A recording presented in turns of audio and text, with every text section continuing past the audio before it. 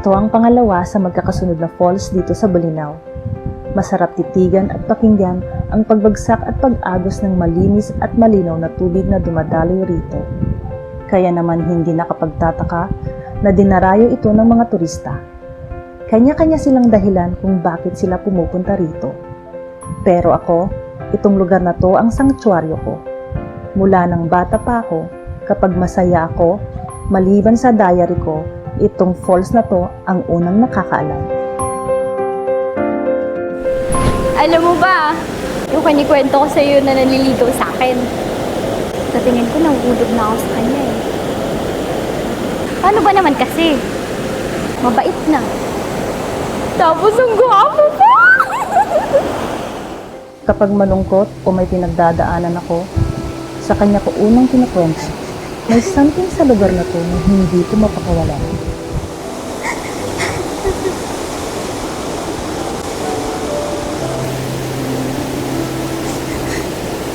Akala ko totoo siya. Sasaktan din pala niya ako.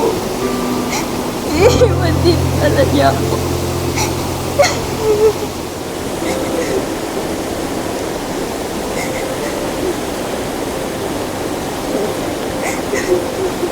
Mula nang dumating siya sa buhay ko, naging maliwalas ang mundo ko.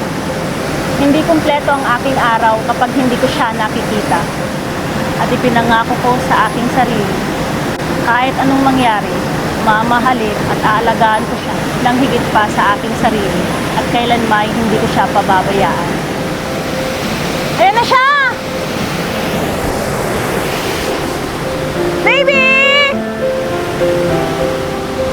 Si mama naman eh. Laki-laki ko na, baby pa tawag sa akin. Siyempre naman na. Baby kita forever eh.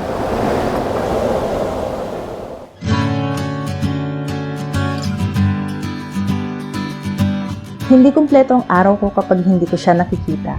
At ipinangako ko sa sarili ko na kahit anong mangyari, mamahalin at aalagaan ko siya ng higit pa sa sarili ko at hindi ko siya pababayaan.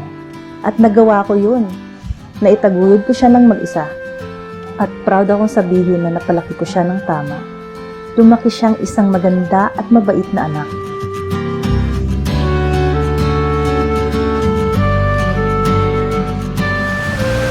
Ma, sabi mo sa akin dati, ang ibig sabihin ng sticker na yan, eh, hindi ka naniniwala sa true love.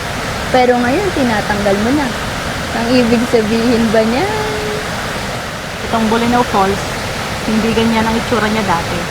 Alam mo ba anak, daan-libong taon na itong tuloy-tuloy na dinadaluyan ng tubig. Matagal na panahon na itong hinulma ng kalikasan bago naging ganito kaganda. Ganon din ang daloy ng buhay. Hinuhulma rin tayo ng panahon at nagkakaroon din tayo ng panibagong pananaw sa mga bagay-bagay. Dati, isa lang ang pinaniniwalaan kong true love. Yun ang pagmamahalan nating mag-ina. Pero sa ibang tao, anak, sa tagal ng panahon na mag-isa kong nagtaguyod sa'yo, palagi kong iniisip na love is not true. Alam mo ba anak, hindi ko akalain na darating ang isang araw that someone would prove me wrong. Na may isang taong darating na magkukumbinsi sa akin na nag-exist ang true love. Kinikilig na ako ngayon anak eh.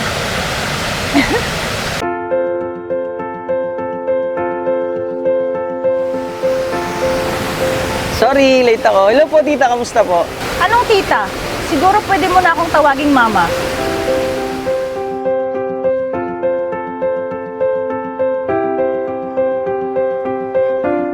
Mali sigurong isipin ko na may something sa lugar na ito na hindi ko mapakawalan. Siguro, may mga takot lang ako noon na hindi ko malagpasan. And all I needed was time. Gaya ng tubig na dumadaloy dito sa Bolinao Falls, bumabagsak mula sa itaas, humahampas sa mga kabatuhan. Pero sa dami ng obstacles na dinadaanan, nakakarating pa rin ang tubig sa kanyang kinauukulan. Paalala lang siguro yon sa atin na anuman ang ating pagdaanan, ang daloy ng buhay ay tuloy-tuloy lang.